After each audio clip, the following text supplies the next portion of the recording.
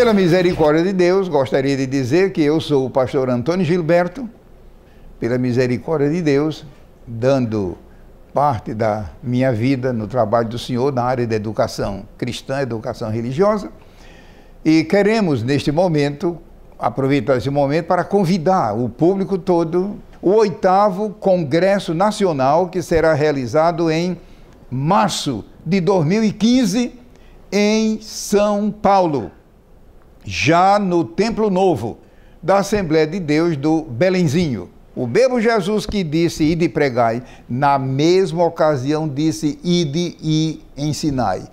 É ensinar em 2 sentidos. Mateus 28, 19 e Mateus 28, 20. No versículo 19, ensinar é fazer discípulos, que é educação cristã.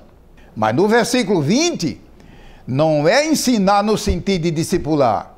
O termo no original grego é ensinar no sentido de doutrinar. E que Deus abençoe a todos.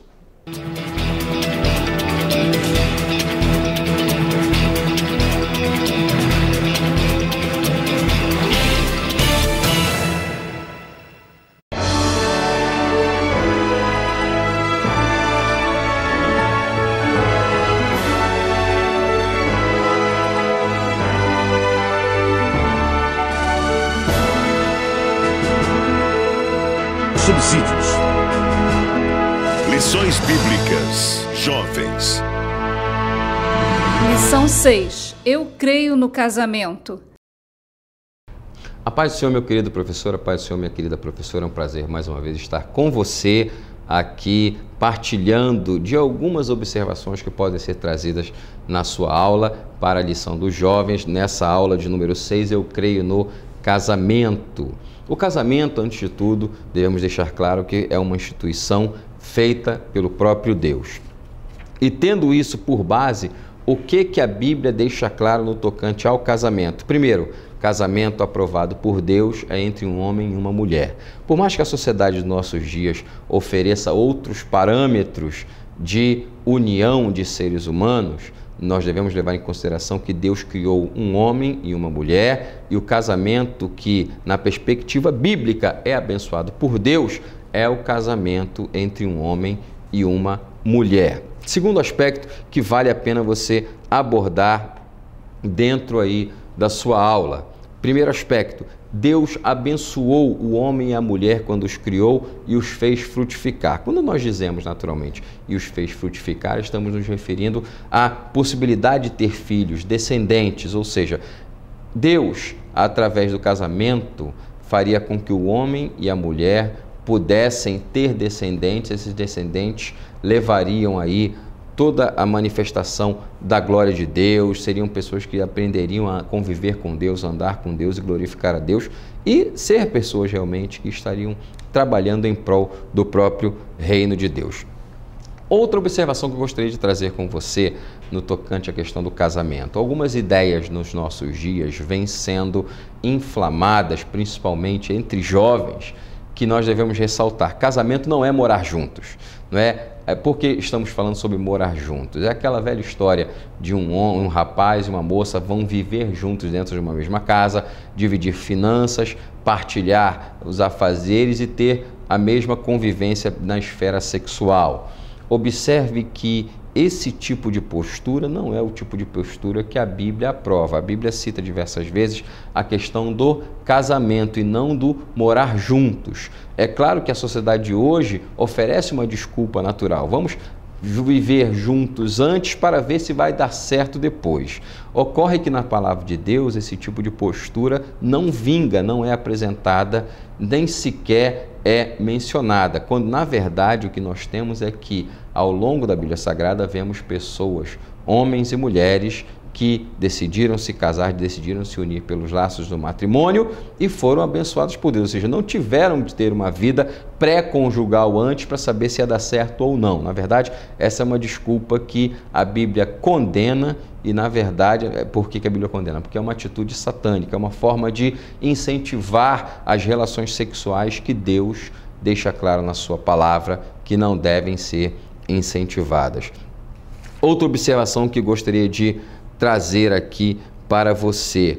Deus se importa com quem você vai casar? É claro que sim, Deus se importa com quem você vai casar. Naturalmente, como bons pentecostais, por mais que acreditemos na profecia, na palavra profética, naquela revelação que Deus dá aos seus servos e servas, os profetas, devemos levar em consideração que a profecia ela não tem como utilidade indicar quem vai casar com quem, até porque a profecia tem a função de exortar, edificar e consolar, e não ser um instrumento casamenteiro de pessoas que não se conhecem, não têm afeição uma pela outra e que posteriormente terão dificuldade no seu casamento porque não desenvolveram uma afeição natural por meio do namoro. Tá? O único caso, salvo o melhor juízo, em que Deus diz para uma pessoa, você tem que ficar com ele tem que ficar com ela, ou seja, vocês têm que casar, é no caso de Adão e Eva, não é? Quando Adão ele é criado,